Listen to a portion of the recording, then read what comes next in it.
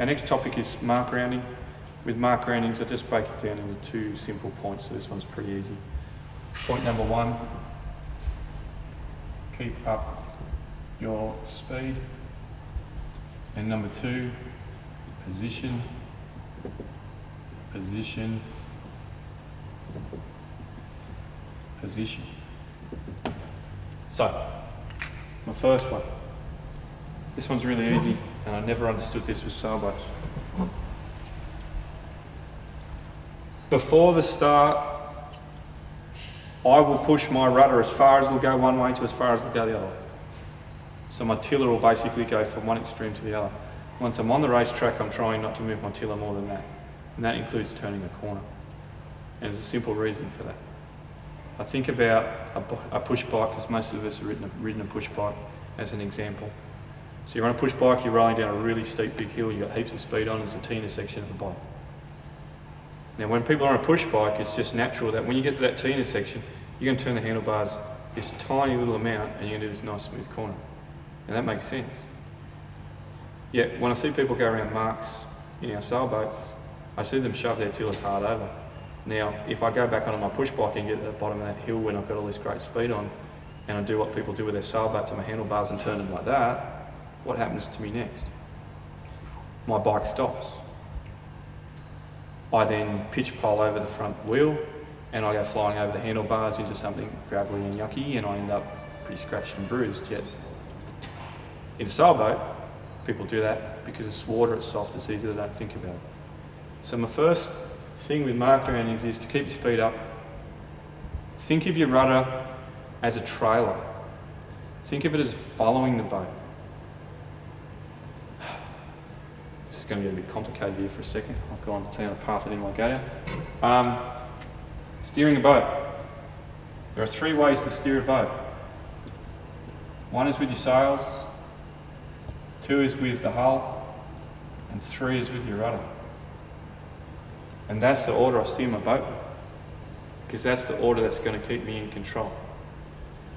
I'm not going to go into detail of that at the moment. If Adrian wants to, we can do that in another section. But sails, hull, rudder. Think of your rudder as a trailer and it's following your boat, or it's there for an emergency.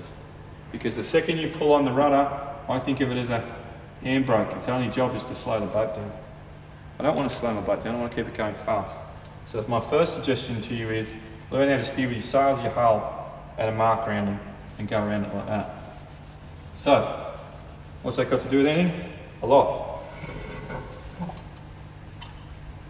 We sail triangular shaped courses.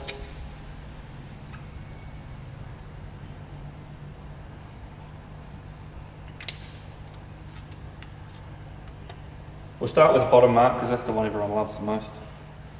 Bottom mark rounding. If I start tight and I slam my rudder over, I can do a J-turn, but I have no speed at the end. At which point, any boat that's come wider than me is just going to sail clean around me. So there's no point in doing that. If we're going to practice these gentler turns, which you need to practice, if I start tight and I do a gentler turn, I'm going to finish wide of the buoy. Now that's distance I've now got to sail back upwind that I've now lost. So the bottom mark from that, you can see it's pretty obvious that if I want a good bottom mark rounding, I actually want to start wide and finish really close to the buoy.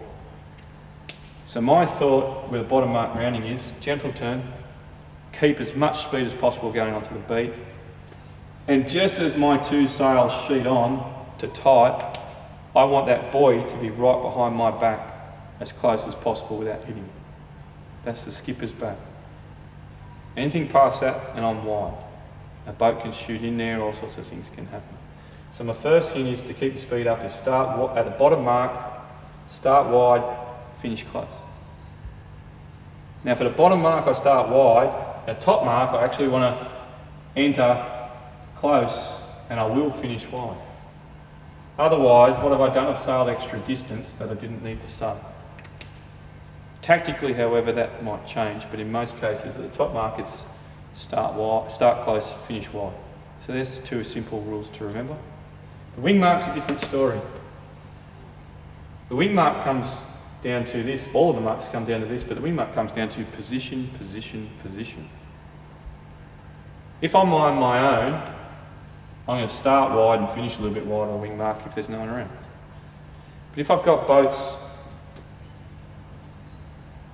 behind me and I want to go high on this reach, I'm going to start wide and finish close. If I want to go low on this reach, I'm going to start close and finish wide. It's a tactical decision at the wing mark. It's a decision in relation to the boats around you and what you're trying to achieve on the reach. So that one's a little bit tricky. But at the moment, think about that. Next one. I'm talking about position. Bottom mark rounding. We see it all the time. 1 boat, 2 boats, 3 boats, 4 boats, 5 boats, up to 10 boats going around the buoy side by side by side. Going 10 boats wide around that mark, that's a lot of distance that I've lost that I now need to resail upwind. So when I'm talking about position, you may be coming down this reach, and halfway down that reach, you may start worrying about position at the buoy rounding. You may start thinking about, well, I need to get up, I need to get inside somebody. Or I may need to actually slow my boat down a little bit, and if I'm this boat here, drop back and enter in closer. So when I'm talking about position, I'm worried about the boats around me and what I'm trying to achieve on the exit of the mark.